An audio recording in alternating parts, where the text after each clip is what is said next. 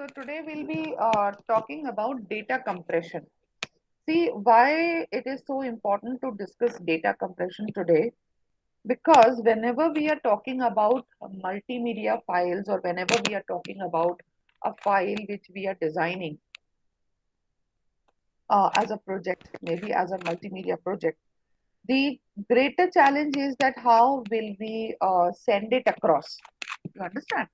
The greater challenge is the how we'll be sending across, which means that we have to send the this data to the customer. Means it should reach to the customer or maybe to your boss.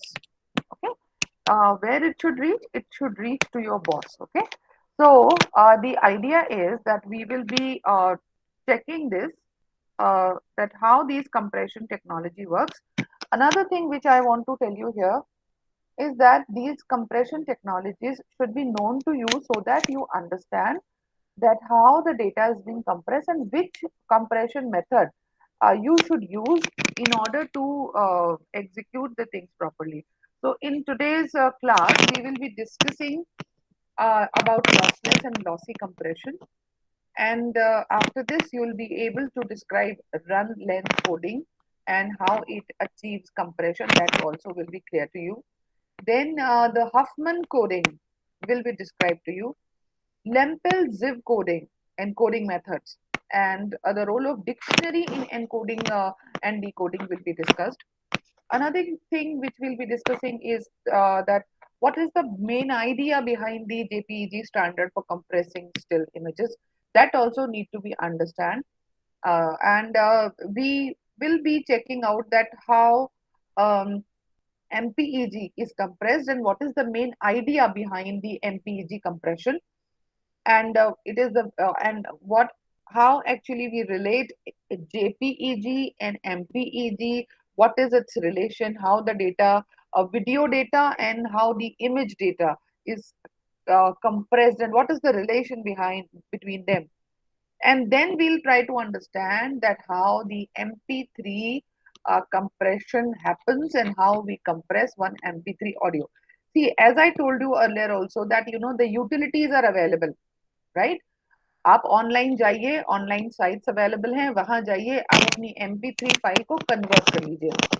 ये सबसे easy तरीका होता है for a layman to do and even for the experts also to do. But as a student of, as a scholar of computer science, it is you who should know that how it is happening or how what are the things which are happening behind this. So this is what we'll be learning today. Okay, so let's come to the learning principle. Let's see what the learning principle is all about. I'm just reducing the size. Okay, and I think this is visible to everybody now. Yes. Yes, ma'am. PPT. If any Yes, time you can't see the PPT, please inform me immediately. Okay. So we let's talk about the compression principles. कि compression का principle क्या है? Compression desirable to compress digital audio, image and video so that their bitrate or storage requirement become manageable. Why do we want to compress? Because see, the video file is a very big file, and then if video file has to be compressed, if it just has to be sent across, or we want to again store it on our hard drive, so we need to compress it and then keep it. Otherwise, it will be using lot of memory. Simple thing. Now, we achieve the data compression by exploiting two major factors. कैसे हम इसको compress करते हैं? हम ये करते हैं compress इसको बाय रिड्यूसिंग द रिडंडेंसी. मेरी बात समझ आ रही है? तो रिडंडेंसी हर चीज में होती है, ऑडियो, वीडियो, इमेज, सभी डेटा में रिडंडेंसी होती है. हम क्या करते हैं, इस रिडंडेंसी का फायदा उठाते हैं और हम इस रिडंडेंसी से को क्या करते हैं, यूज करते हैं. और इस तरह से हम इसको जैसे कि मैं आपको बताऊं कि अगर मैं बोलूं कि नेहा है, अब नेहा जो नेम है उसमें NEHA, ये सारे लेटर्स जो हैं कितनी बार आ रहे हैं, एक एक बार आ रहे हैं. ठीक है. अब अगर मैं ये बोलती हूँ कि अनु है, अब अनु किसी का नाम है, अब अनु में आपने लिखा ANU, तीनों लेटर कितनी बार आ रहे हैं, एक एक बार आ रहे हैं. ठीक है. अब यहाँ पे वही नाम देखिए, आनंद।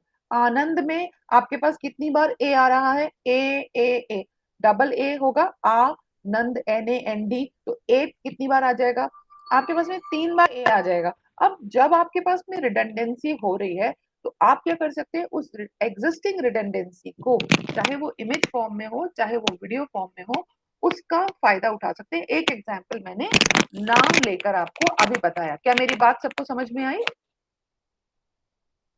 Yes, ma'am. Yes, तो ma'am. ये जो रिडंडेंसी एग्जिस्ट करती है, इसको हम यूज करके कंप्रेशन करते हैं। कैसे? जैसे आप लोग, मैं छोटा सा एग्जांपल देना चाहती हूँ। आप लोग नहीं होता, मूवीज के छोटे छोटे नाम रख लेते हैं।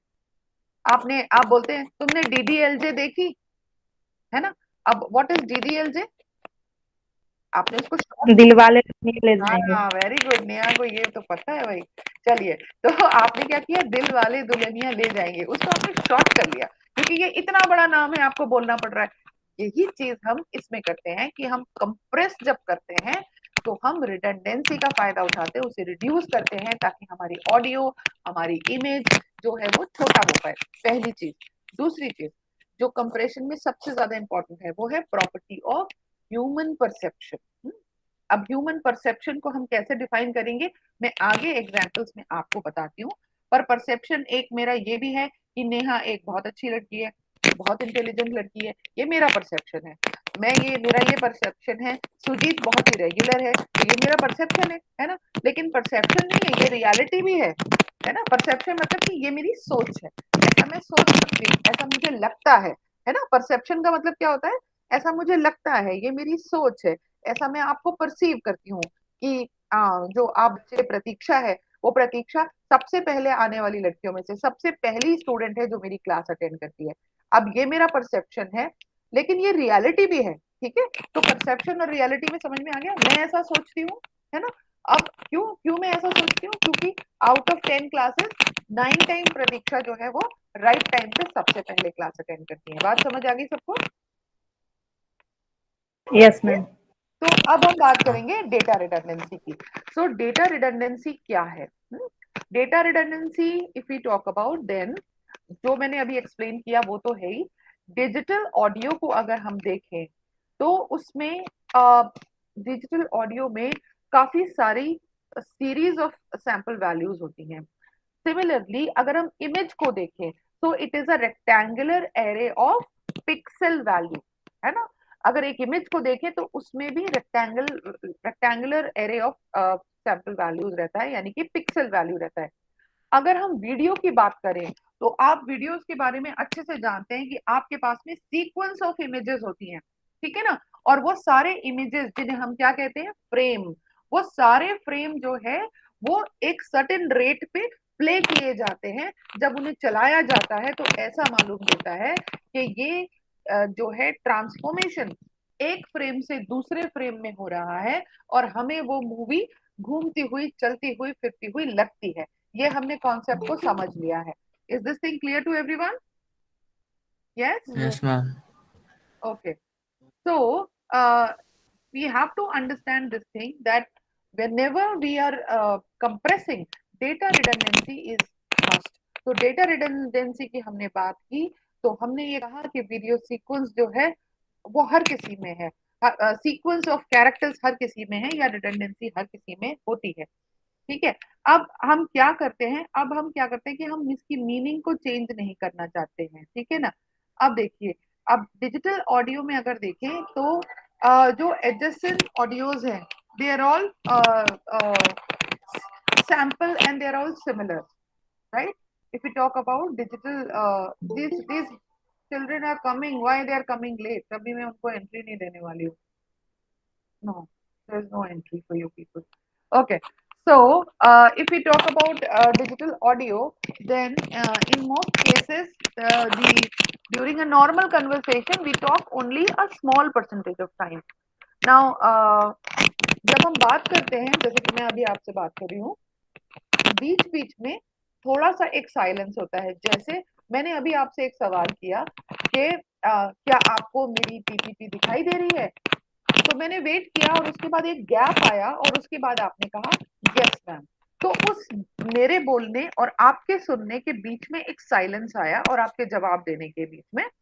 तो वो जो साइलेंस आया वो क्या हुआ, वो एक हमारा क्या था, एक ऐसा ब्लैंक एरिया था। तो हमें अगर ऐसे ब्लैंक्स को देखना है तो वो भी हम रिड्यूस कर सकते हैं, उन्हें हम रिमूव कर सकते हैं और इस तरह से हम जो साइज है उसको हम कम कर सकते हैं। तो कंप्रेशन में हम ये साइलेंस रिमूवल टेक्निक को भी यूज करते हैं। ठीक है, ये दो दो बातें क्लियर हो गई। पहली बात क्या थी, पहली बात ये थी कि हम रिडंडेंसी को रिड्यूस करते हैं और ऑडियो वीडियो और कोई भी फाइल फॉर्मेट हो उनका एक सेट सीक्वेंस और पैटर्न होता है जो कि हम जिनमें रिडंडेंसी होती है जिसको हम यूज कर सकते हैं। ये बात सबको समझ में आ गई,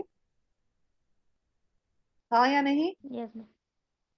अब बात करेंगे हम स्पैशियल रिडंडेंसी की। अब ये टर्मिनोलॉजी को याद रखिएगा कि स्पैशियल रिडंडेंसी क्या होती है।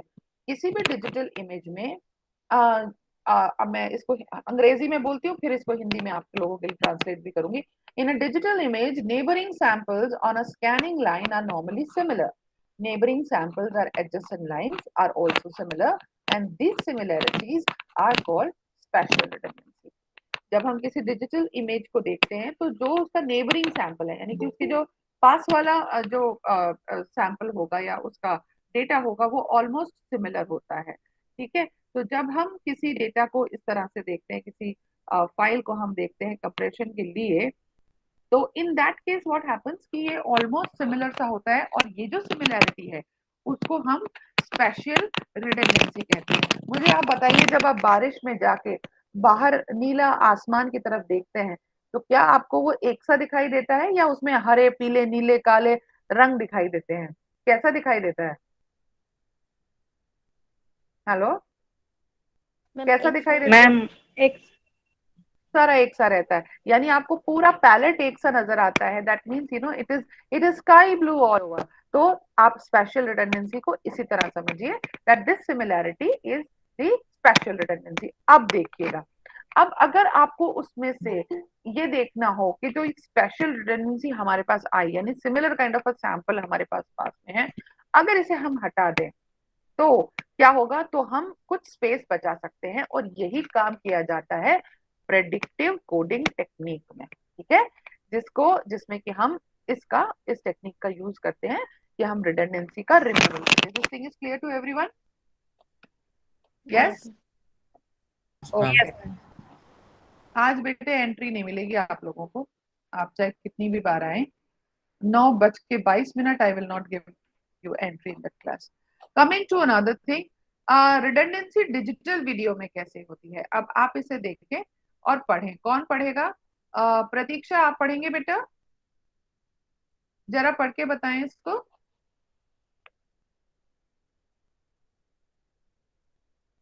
मैम मेरे मैसेज में नहीं दिख रहा है मैम। आपके में नहीं दिख रहा? अच्छा ठीक है, तो इसको सुजीत आप पढ़ सकते हैं या नेहा आप पढ़ सकती है?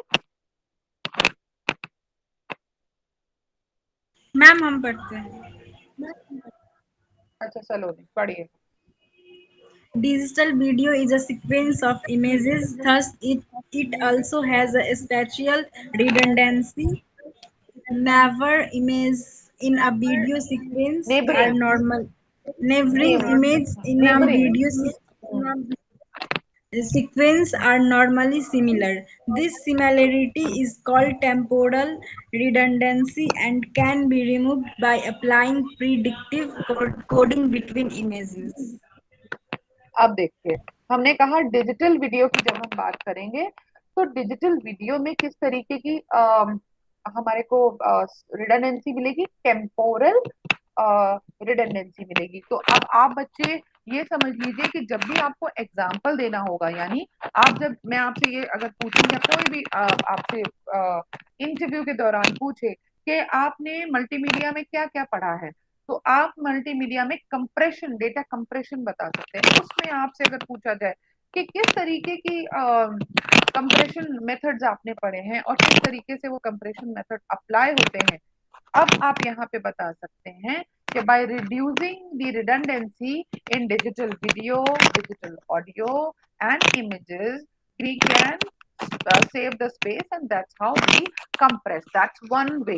Now If I talk about image, then the scene is different. If I talk about the video, the scene is different. Means the terminology which I use, all these different type of files, whether it is video, whether it is image, they actually have the similar kind of a thing, that the sequence of images, like that they're having. Uh, so in the digital video, it's called spatial redundancy, and neighboring image in the video sequence is similar, and so it is called the temporal. So we will be using temporal redundancy, we will be using spatial redundancy, and using that we will be saving the space. Okay, so you can actually code this. Now come to human perception. अब मुझे Saloni, hello Saloni, ma'am are you there? हाँ जी, हाँ Yes, Sujit, ma'am. Ma'am हाँ हाँ, बोलो बोलो सुजीत। आपका voice आ रहा है उसमें मैम मैम आप आपका वॉइस ना क्लियर नहीं आ रहा। आपका वॉइस भी कट कट के आ रहा है। खैर एनीवेज, नेट का इशू हो सकता है। मैम आप नो मैम, आपका एयरफोन का इशू है मैम। मुझे तो आवाज बिल्कुल ठीक आ रही है। अभी आपकी मैम आवाज, आप बोल रही हैं तो बीच में कट कट के आ रही है। ओहो, अच्छा अच्छा अच्छा, ठीक है। आप बताइए, मेरी आवाज अब ठीक आ रही है आपको? अभी ठीक आ रही है मैम।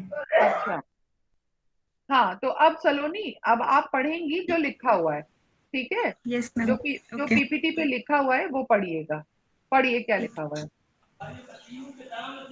Human perception properties. हम्म, End users audio, digital image, then video allow मनुष्य departmental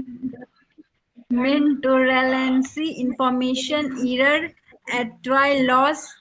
ये सब क्या लिखा हुआ है मैम? देखा? हाँ, अब पेंटामेंटल देखिए, रूलिंग। आपको, हाँ, आपको समझ में नहीं आ रहा ना, लेकिन मैं अगर आपको अंदाजा लगाने के लिए बोलूं कि सलोनी ये क्या लिखा हुआ है, तो आप जरूर बोलेंगे कि मैम कुछ ह्यूमन परसेप्शन प्रॉपर्टीज लिखी हुई हैं, उससे हाँ। रिलेटेड है ये। अगर आपका वॉइस म्यूट कर लीजिए, ठीक है? क्या? Yes ma'am. स्पीकर म्यूट कर लीजिए। तो अगर मैं आपसे पूछूं इसका जो मतलब है, इसका मतलब ये है, तो this is called human perception. आपको ऐसा लगता है, लेकिन क्या ये ऐसा है? देखिए इसका मतलब क्या है। इसका मतलब है that this means that the compressed version does not need to represent the original information sample exactly। समझ में आ गया? जो जैसा है वो वैसा दिखे, ऐसा कोई मैम जरूरी दोबारा नहीं है। मेरे कहने का मतलब है, ऊपर जो लिखा हुआ है वो जानबूझ के आपको लिखा गया है ये बताने के लिए, ताकि आप अपना दिमाग लगा के इसको समझना चाहें कि ये लिखा हुआ क्या है, और आप लोग अंदाजा लगाएं कि शायद ये कुछ ऑडियो से, शायद ये कुछ वीडियो से रिलेटेड है। इसको कहते हैं परसेप्शन। मैंने अभी आपको कहा था ना, मैं परसेप्शन आपको बताऊंगी कि क्या है परसेप्शन। देखिए, this is in contrast to the conventional alphanumeric data where any data loss or error is normally not allowed, especially for the computer program। तो अगर हम इसको इस तरीके से देखें, तो ह्यूमन परसेप्शन प्रॉपर्टीज जो हैं, ये इंडिकेट करता है कि human perception is not sensitive to the small details. समझ में आ गया? जो जैसा है वो आपको ये नहीं समझ में आ रहा कि क्या लिखा हुआ है, बिकॉज आपने वो जो स्मॉल स्मॉल डिटेल्स थी वो आपको समझ ही नहीं आ रहा कि ये लिखा हुआ क्या है, किस तरीके से लिखा गया है, इस तरह, इसलिए। ठीक है, चलिए अब हम क्लासिफिकेशन की बात करते हैं, that how the classification of compression techniques can be done। So let us see, we can classify it in many ways, and according to different criterias we can work। We can classify these techniques based on the result of compression techniques as well। यानी हम classification कितनी तरीके से करेंगे?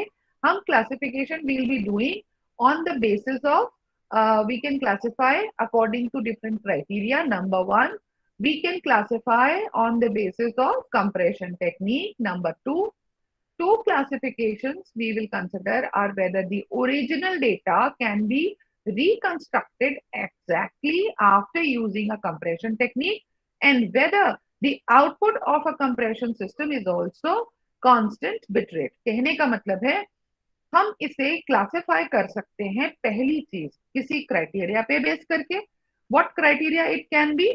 It can be the result of the compression technique. Now, whenever we talk about the result of the compression technique, which means that we will see that the original sample of the file and the resultant sample of the file after compression is exactly the same. Now, how will we ensure that both of them are exactly the same? Because we will again unzip that, we will again decode that, then the same file should be with us as we were having at the beginning. This thing is clear to everybody? Yes, Now, ma'am. so let us see, we can divide into two category. And please note down, इसको सभी लोग लिख लें, इस chart को, hierarchical को सभी लोग बनाएं, अभी बनाएं कॉपी पे या इसका स्क्रीनशॉट लें. So we have data compression techniques और मेथड, और हम इसे डिवाइड करते हैं दो ब्रॉड कैटेगरी में. One is the lossless, another one is the lossy method. Okay, now when we talk about the data compression methods, lossless is text or program, lossy we use image, video, and for audio. Okay, now in lossless methods, run length, Huffman coding, and Lumpel-Ziv method come, and in lossy method JPEG, MPEG, and MP3 comes. Please note down, this is very, very important hierarchical chart which I am giving you right now, so that there is no confusion about कि कौन सा technique हम किस method को किस में apply करते हैं. हाँ जी, इसको बेटा कुछ नहीं नोट, दिख रहा सॉरी, मैम, इसको थोड़ा बेटा नोट करें. अभी दिख रहा है आपको? Yes ma'am. Is it visible? Is it visible? Ma'am ये जो शो कर रहा है ना आपका, वो हाई ऊपर या नीचे लेके चले जाइए मैम, कॉल ये क्लास वाला. Yes ma'am. अच्छा अच्छा, एक मिनट एक मिनट, अब ठीक है. Yes ma'am. अच्छा, इसको मैं आपको रन कर देती हूँ, आराम से इसको ड्रॉ करिए. अब दिख रहा है ना बेटे आपको? Yes ma'am. हाँ, इसको ड्रॉ करिए.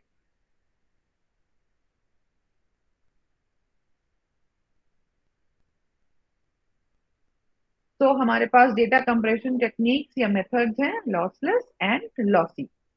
Lossless methods, run length, Huffman, Lempel-Ziv, lossy, JPEG, MPEG, and for MP3 we normally use.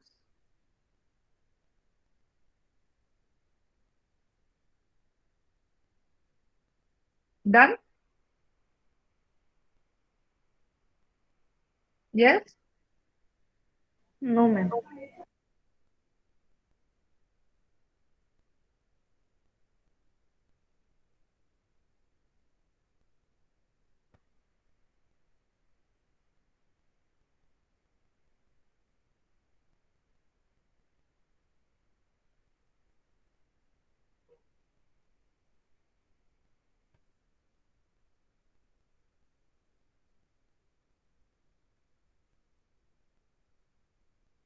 Okay. So I'm moving further. Let us talk about lossless compression, what we believe or what we know about lossless compression. In lossless compression, the integrity of the data is preserved. As I was telling you that the original data and the data after compression and decompressions are exactly the same, because in these methods, the compression and decompression algorithms are exactly inverse of each other, and no part of data is lost in the process. Okay, so this is the first quality of lossless compression. Let's talk about the second quality, which is redundant data is removed in compression and added during decompression. First of all, we remove the redundant data, and later on, when again it is decompressed, that's been added, so that there's no data loss occur. Next thing, this method is normally used when we cannot afford to lose any data.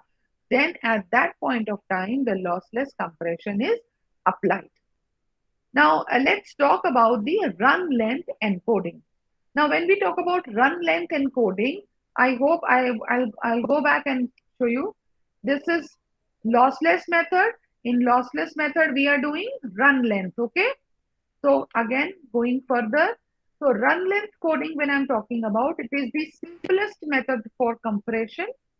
And the general idea behind this method is to replace consecutive repeating occurrences of a symbol by one occurrence of the symbol followed by the number of occurrences. Okay. जैसे अभी मैंने आपको एक example दिया था movie names का, जिसको आप शॉर्ट कर लेते हैं. Similarly you can actually use the number of occurrences of the letter. जैसे कि डी 3 बार आया है तो आपने कहा D3. अगर ए 2 बार आया है तो आपने कहा A2. So what you are doing, you are using the consecutive occurrences or of a symbol, and later on you are just remembering कि कितनी बार वो आया था. इस तरह से you can do. देखिए example, please note down this example. This is B B B B B, then A many times, then M many times. So now if we have to compress this type of data, तो हम क्या करेंगे, B को गिनेंगे. देखिए गिनिए कितनी बार B आया है, 9 times. तो हम लिखेंगे B09. A कितनी बार आया है, 16 बार. तो हम लिखेंगे A16. फिर हम लिखेंगे N कितनी बार आया है, 1 बार. तो हम लिखेंगे N01. और M कितनी बार आया है, 10 बार. तो हम लिखेंगे M10. इस तरह से रन लेंथ कोडिंग को हम एग्जीक्यूट करते हैं यूजिंग एल्गोरिथम. ये बात सबको क्लियर है, सबको समझ में आ गई? Yes ma'am. Yes, ma'am. तो ये है हमारी रन लेंथ कोडिंग. इसको भी आप जो है नोट कर लें इस एग्जाम्पल को, ताकि आपको हमेशा याद रहेगा कि रन लेंथ कोडिंग में हम किस तरह से डेटा को कंप्रेस करते हैं. ओरिजिनल डेटा को लिखिएगा और फिर कंप्रेस डेटा को लिखिएगा.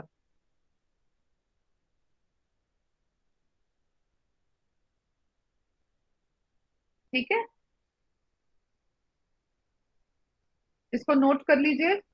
I am giving you 2 minutes. आप नोट करिए जल्दी से ताकि आपको याद रहे.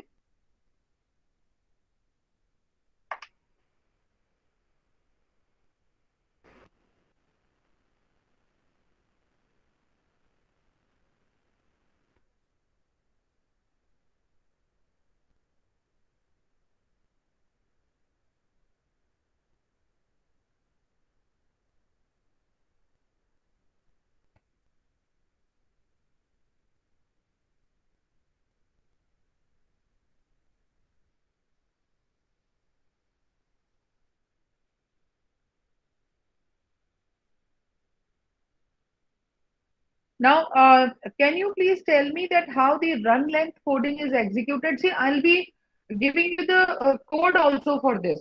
ये सिर्फ बात हमें समझने के लिए नहीं है कि हम कुछ थियोरेटिकल चीजें समझ रहे हैं. समझ में आ रहा है बच्चों आपको? ये सिर्फ हमें थ्योरी समझाने के लिए नहीं है. हम इसको बकायदा इसको रन कर सकते हैं. और हम किस में रन कर सकते हैं? हम इसको C++ में, C लैंग्वेज में इसको रन कर सकते हैं. तो हम लोग इसको लैब कंडीशंस में, वर्चुअल लैब में मैं आपको इसको रन करके दिखाऊंगी कि किस तरह से हम एक ओरिजिनल स्ट्रिंग लेंगे और उसको कंप्रेस करेंगे और फिर उसको डिकम्प्रेस करेंगे. और ये रन लेंथ एनकोडिंग जो है ये मैं आपको एक बार मशीन पे करके दिखाऊंगी, कंप्यूटर पे, ताकि आपको समझ आए कि ये सिर्फ थियोरेटिकल कॉन्सेप्ट नहीं है. ये कॉन्सेप्ट ऐसा है जो कि एल्गोरिथम के थ्रू, प्रैक्टिकल प्रोग्रामिंग के थ्रू, सी प्रोग्रामिंग के थ्रू एग्जीक्यूट किया जा सकता है. ठीक है, तो रन लेंथ एनकोडिंग को समझ लें अच्छे से, आउटपुट को समझ लें. इस तरह इसको देखें कि ये जो पहला हमने स्ट्रिंग दिया ये हमारा इनपुट होगा जो हमें इनपुट करना है, और जो कंप्रेस डेटा है वो हमारा आउटपुट होगा. और हम चाहे किसी भी तरीके का इनपुट डालें, हम दो उसमें ऑप्शन रखेंगे. पहला हम एनकोडिंग के लिए रखेंगे और दूसरा हम डिकोडिंग के लिए रखेंगे. तो अभी जो प्रोसेस हो रहा है यहाँ पे, इसको हम कहते हैं एनकोडिंग. समझ में आ गया? अब इसको हम डिकोड जब करेंगे तो डिकोड करने पे ये वापस पहले की तरह जो स्ट्रिंग आपको ऊपर दिख रही है उस तरह से हमें प्राप्त होगा. ये बात सबको समझ में आ गई? Yes ma'am. चलिए अब आते हैं हम हफमैन कोड पे. ठीक है, रन लेंथ पे मैं दोबारा आऊंगी. दोबारा मैंने जैसे आपको बताया कि दोबारा मैं बात करूंगी और दोबारा कोड भी एग्जीक्यूट करूंगी. अभी मैं एक इंट्रोडक्शन दे रही हूँ ताकि आप इसे समझ लें. हफमैन कोडिंग की जब हम बात करते हैं तो हफमैन कोडिंग जो है वो It assigns shorter codes to symbols that occur more frequently. यानी जो सिंबल्स बार बार रिपीट होते हैं उनको ये एक लेटर असाइन कर देता है। जैसे मान लो कि कोई लेटर, कोई कैरेक्टर जो है 17 टाइम्स असाइन हो रहा है, उसको ए दे दिया। फिर दूसरा लेटर जो है वो 12 टाइम असाइन हो रहा है, उसको बी दे दिया। वो बी नहीं है, लेकिन वो कोई कैरेक्टर है जो रिपीट हो रहा है। सी फिर कैरेक्टर दे दिया जो 12 बार रिपीट हो रहा है। फिर कोई कैरेक्टर है जो 27 टाइम रिपीट हो रहा है। तो इस तरह से क्या हुआ, पूरी सीक्वेंस जो है फ्रीक्वेंसी ऑफ कैरेक्टर्स के अकॉर्डिंगली हम उनको एलोकेट कर देते हैं। Now, before we assign bit patterns to each character, we assign each character a weight based on the frequency of use. ठीक है, इसको भी आप नोट कर लें जरा कि हम किस तरह से इसमें इसको यूज करते हैं। तो अगेन क्या होगा कि जो हमारा एनकोडिंग मेथड है वो बड़ा फुल प्रूफ होगा और हम इसको डेटा को साइज इसकी बचा पाएंगे। ये देखिए, जैसे अब यहाँ पर देखिए कि A B C D E ये दिख रहे हैं आपको, ये लेटर्स असाइन कर दिए गए हैं। अब इन लेटर्स को असाइन करने के पीछे कारण क्या है, आप सब बच्चे जानते हैं, आपने सबने पढ़ा है डेटा स्ट्रक्चर्स, आप सब जानते हैं लिंक लिस्ट, ट्री, स्टैक्स के बारे में आप सब जानते हैं। क्या आपको ऐसा नहीं लग रहा कि ये एक ट्री फॉर्म होता जा रहा है? क्या आप देख पा रहे हैं कि एक एक ट्री फॉर्म होता जा रहा है? A B C D E इनके वेट असाइन हो गए हैं। अब इनके जिनके बराबर वेट्स हैं, जैसे कि 12-12, तो बी और सी दोनों कितना बराबर वेट है, तो 24 एक नोड असाइन हो गया। और इसके ऊपर 41 कैसे, ए का वेट देखें 17 और बाकी इसका देखें 24, ठीक है ना। और ये एक हमारा ट्री स्ट्रक्चर बन के तैयार हो गया। तो हफमैन कोडिंग को अगर हम देखें तो वो basically it is actually creation of a tree. आप देख पा रहे हैं ट्री बनता जा रहा है, बन रहा है ना, ये लीफ नोड है Yes. जो कि नीचे आते जा रहे हैं और ये ट्री बनता जा रहा है। तो हफमैन कोडिंग में हम इस तरीके की टेक्निक का यूज करते हैं। ये बात सबको समझ आ रही है? Yes ma'am. अच्छा, अब यहाँ देखिए, हमने जब इसको, मैंने जब जैसे आपको कहा कि भाई ये इस तरह से बनता जाएगा। अब जो कैरेक्टर कोड है, हम अभी रूट से हम चलते हैं। तो अगर हम देखें तो ए जो है वो 00 है, बी जो है, अगर हम इसकी बात करें 00 कैसे है बेटे? नेहा, ए 00 कैसे है बताओगे आप? ए को हमने लिखा है 00 कैसे हुआ ये?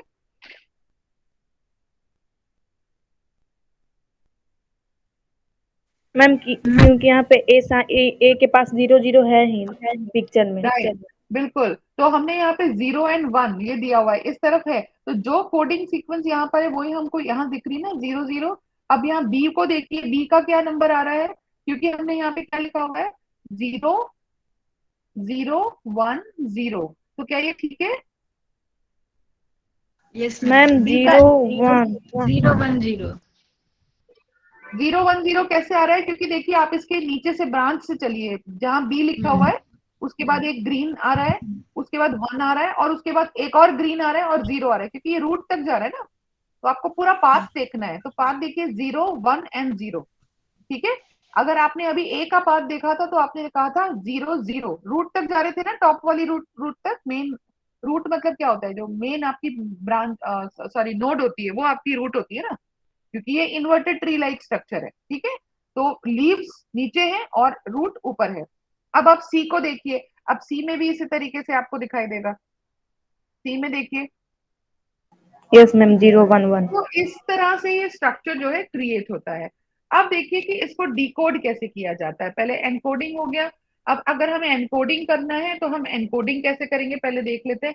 अब एनकोडिंग करने के लिए इसको कैसे बनाया जाता है, हमारा टेक्स्ट क्या था, ई ए ई बी बी ए ई सी डी ई ए, ऐसा कुछ था, ठीक है। अब क्या किया गया, हमने इसमें जो एनकोडर है उस एनकोडर ने क्या किया, इसके लिए नंबरिंग या बिट इसको कर दिया 00 0 1 0, इस तरह से कर दिया। अब जब फाइनली ये हफमैन कोड में कन्वर्ट होगा तो किस तरह से कन्वर्ट होगा, ये पूरी सीक्वेंस जो है ये एक साथ लिख दी जाएगी, ठीक है। तो अब हफमैन कोड जो बन के तैयार हो रहा है वो हमारा आ रहा है 1100 1101 0 0 जो भी हमारा सीक्वेंस है वो पूरा एज इट इज बन के आ जा रहा है। क्योंकि कितनी जो भी लेटर जितनी बार भी रिपीट हो रहा है, देखिए ई जो है वो ई का कितना नंबर है, 1 1। ठीक है, तो सबसे पहले क्या आया, 1 1। उसके बाद ई के बाद है ए का नंबर कितना है, 0 0। तो यहाँ पे कितना आया, 0 0। आप देख पा रहे हैं ना, यहाँ पे कितना आया, ये देखिए मेरा एरो देखिए, ये 0 0 आ गया। इसके बाद ये ई है, ई का फिर कितना आया, 1 1। तो ये 1 1 यहाँ पे आ गया। उसके बाद है हमारे पास बी, बी का जो असाइंड वैल्यू है वो है 0 1 0। फिर आया 0 1 0, ये देखिए 0 1 0 आ गया। इसके बाद हमारे पास फिर से क्या है, ए, और ए का हमारे पास था 0, तो फिर ये साथ में आपको यहाँ पे दिखाई दे रहा है 0 0। ठीक है, इस तरह से ये पूरी की पूरी हफमैन की कोडिंग होती जाएगी, और ये पूरी एक आपको जो एनकोडेड मैसेज है या टेक्स्ट है ये आपको इस तरह से दिखाई देगा। मेरे ख्याल से आपको समझ में आया होगा। एक बार हम इसकी एक्सरसाइज और करेंगे, और इसको भी हम सी लैंग्वेज में दोबारा से एग्जीक्यूट करेंगे, ताकि हमें बिल्कुल अच्छे से समझ आ जाए कि ये जो कोडिंग, ये जो एल्गोरिथम है, ये काम कैसे करता है। ठीक है, पर मेरे ख्याल से इसका थ्योरेटिकल जो कॉन्सेप्ट है वो आप लोग समझ गए होंगे। अब देखिए, जब ये यहाँ से पहुंचा कहाँ पे, मान लीजिए सलोनी ने एक एनकोड करके मैसेज भेजा नेहा के पास में, और नेहा के पास में ये हफमैन कोड पहुंच गया। अब नेहा के पास जा करके ये डिकोड होगा, और ये फिर से उसी तरह से डिकोड होगा जिस तरह से ये एनकोड किया गया था, और इस तरह से जो ओरिजिनल टेक्स्ट मैसेज था वो क्या है, नेहा के पास में पहुंच जाएगा। तो ये बात सबको समझ में आ रही है? Yes ma'am. मैम ठीक है, हाँ जी, ओके। अब आप देखिए, अनकम्प्रेस फॉर्म में अगर हम लेम्पल जिव एनकोडिंग को देखें, क्योंकि आपको ये पहले बात समझ में आ चुकी है कि ये किस तरह से होता है, तो मैं यहाँ पे इसको क्रिएट इस तरह से करके दिखा रही हूँ आपको कि अगर इस तरीके की कोडिंग है तो लेम्पल जिव में अनकम्प्रेस डेटा इस तरीके का है, और पास स्ट्रिंग यानी कि जो आपने पास की है वो इस तरह से जाएगी। बी एक बार आया, फिर ए 2 बार आया, ए 2 बार है ना, तो वहां नंबर उसका असाइन होता जा रहा है। देखिए बी का एक असाइन हो रहा है क्योंकि एक बार आया, ए का अब आगे है ए मतलब 2 बार आया, तो वहां पे 2 लिख दिया जा रहा है। ठीक है, इस तरह से कंप्यूटर में स्टोरेज होते चले जाएगा।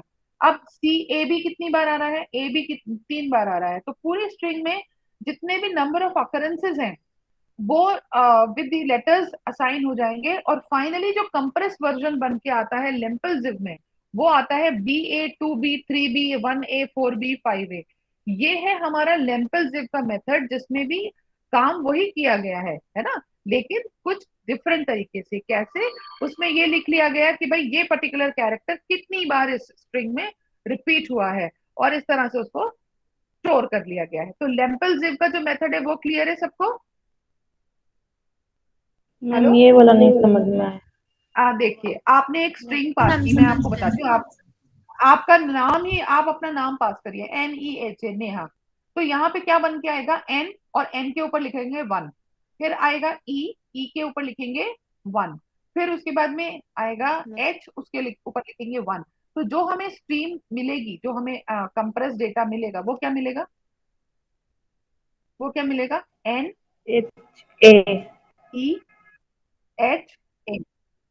तो आपका नाम तो वही, कंप्रेस में भी आपका नाम वैसे ही रहेगा। अब बात समझ में आ गई।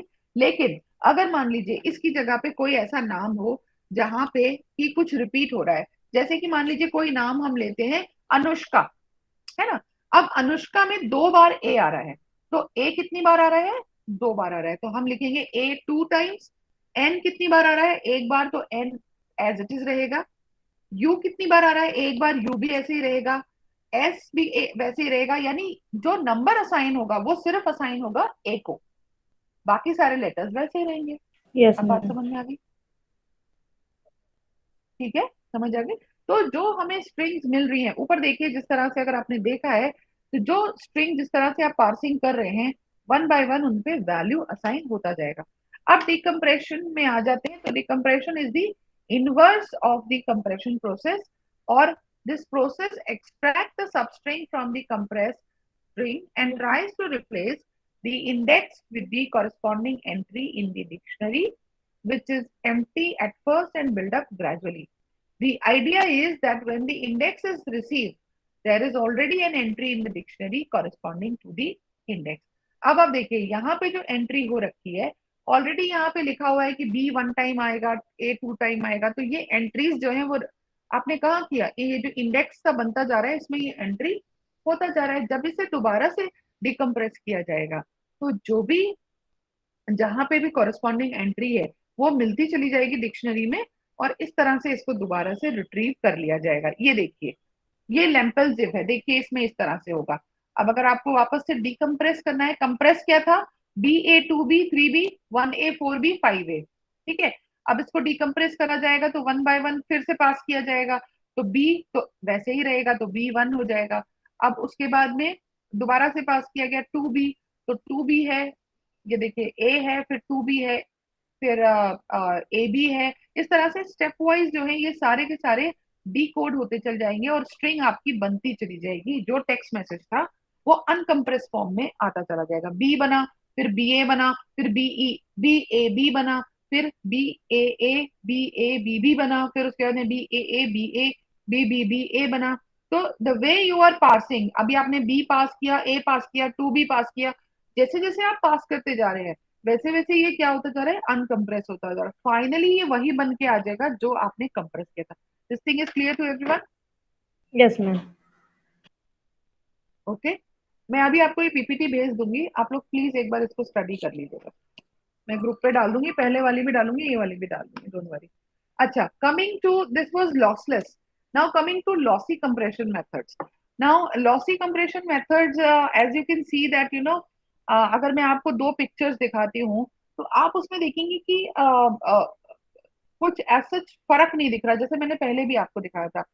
लेकिन अगर मैंने ये कहा कि आप कोई अगर कोई कंप्रेशन हम कर रहे हैं तो लॉसी कंप्रेशन मेथड में you can just cannot identify the changes, but कुछ तो भी फर्क आता है। जैसे कि ब्राइटनेस में मैंने आपको कल एक दो तीन फोटोग्राफ दिखाई थी और उसमें मैंने कहा था कि ये डिफरेंट फॉर्मेट में है और ये डिफरेंट फॉर्मेट में है, तो थोड़ा सा चेंज आता है, लेकिन आपकी आई उसे कैच नहीं कर पाती है, ठीक है।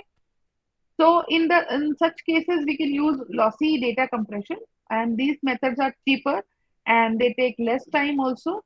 And when it comes to sending the bits, millions of bits per second for image and video, then we apply that. Now several other methods also been developed for lossy. इसमें number 1 पे आता है joint photographic expert groups encoding, which is called JPEG to compress picture and graphics. Then comes MPEG, moving picture expert group, which is used for encoding compressed video. Then comes MP3, MPEG audio layer, which is for audio compression. So as you can understand that these topics are very, very, very much important, because if you have the complete knowledge of the compression methods, then it will be the really added advantage, and then you can only justify that yes, we have studied multimedia. Otherwise, working on software will not make you a good multimedia expert. If you have the knowledge of in and out, what is happening, the technology, and how the technology is working, and plus also the algorithm that are there, you actually can achieve a lot. Okay, now I want to take you further here to a small quiz, because I'm stopping here because there is lots of things which I have to give you. I am coming directly to the quiz, and I want all of you to attend and participate in this quiz. Okay, I'm beginning the quiz here. Okay, so here is the quiz, one by one you can take. So my first question from all of you is that please check out the general information which is available about multimedia. Though time to time I always update your knowledge, but you yourself also please do some survey, some research about the multimedia technology and all. So let us see, what do you know? The question is the shockwave format. Is it visible? Ma'am. Hello? The shockwave format was developed by IBM, Apple, Macromedia or Microsoft. कौन बताएगा? बताएं.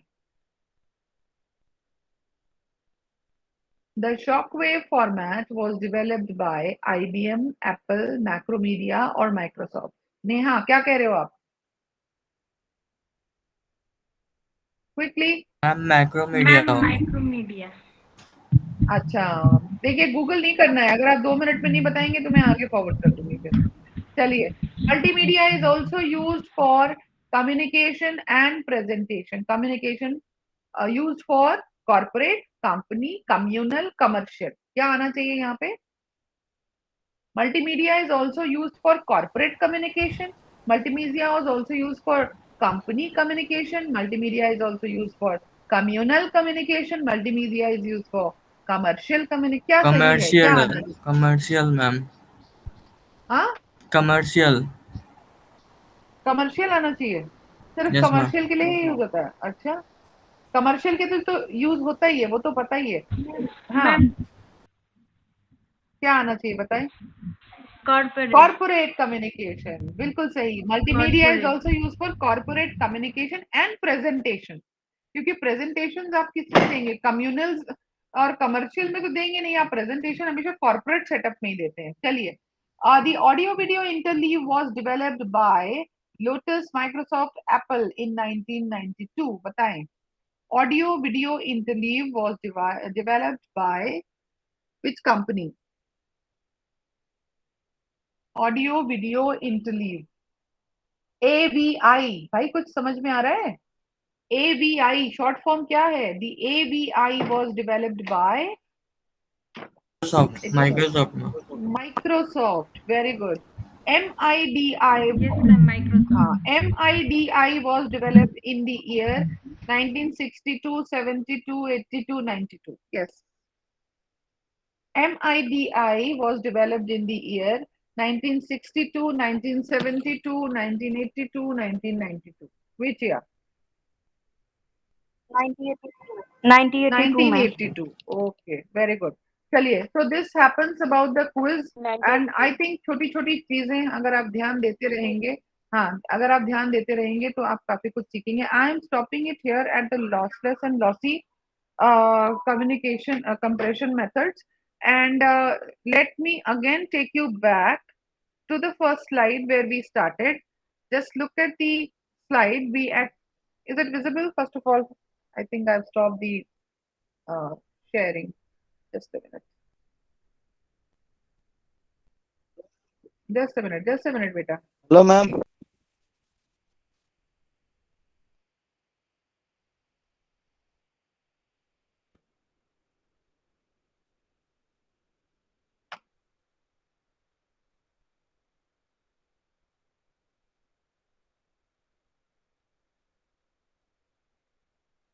कुणाल ने कोई answer नहीं दिया है आज। कुणाल, क्या बात है?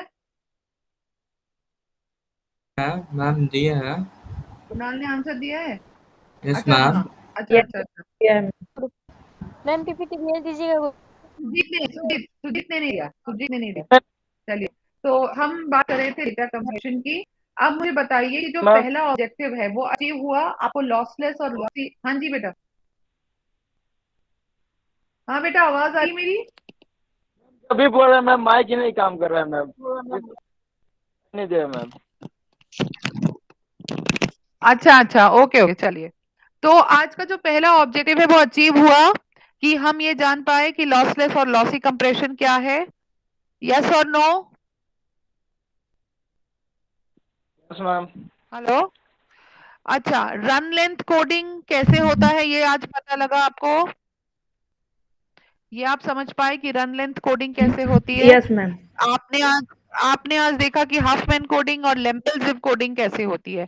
अभी हमारे पास लॉसी कंप्रेशन कंप्लीटली बचा हुआ है, जिसको हम नेक्स्ट क्लास में करेंगे। ठीक है, तो इसको हम नेक्स्ट क्लास में लेंगे। आज मैंने ये जो टॉपिक्स हैं, ये 4 टॉपिक्स हैं, रन लेंथ, हाफमैन एंड लेम्पल, इसकी आप प्रैक्टिस कर लीजिएगा, बिकॉज नेक्स्ट क्लास में मैं डेफिनेटली आपसे कुछ क्वेश्चंस पूछने वाली हूँ, तो आपके पास में टाइम होगा, आप इसको कर लीजिएगा। और सैड की क्लास के लिए आप अपने क्लासमेट्स को बोल दीजिए कि वो टाइमली ज्वाइन करें, क्योंकि अगर वो टाइम पे ज्वाइन नहीं करेंगे तो मैं उन्हें अलाउ नहीं करूंगी।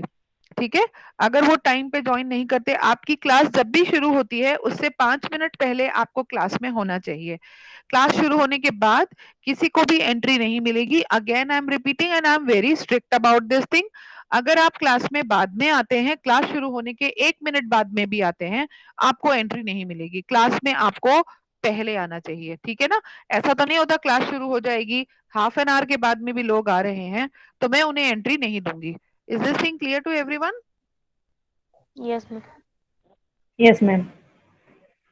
सो ओके, अच्छा अब आगे just minute, I think I am stopping it here क्योंकि मैं जो टॉपिक है वो नेक्स्ट उसमें लूंगी।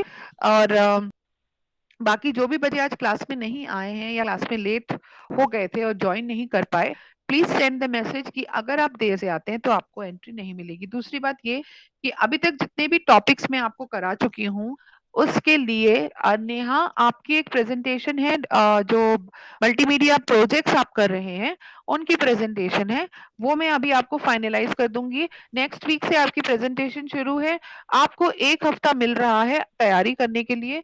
प्लीज अच्छे से तैयारी कर लीजिए, ठीक है? और ताकि आप लोग अपने प्रेजेंटेशंस अच्छे से दे पाए, ठीक है? Okay ma'am. ओके?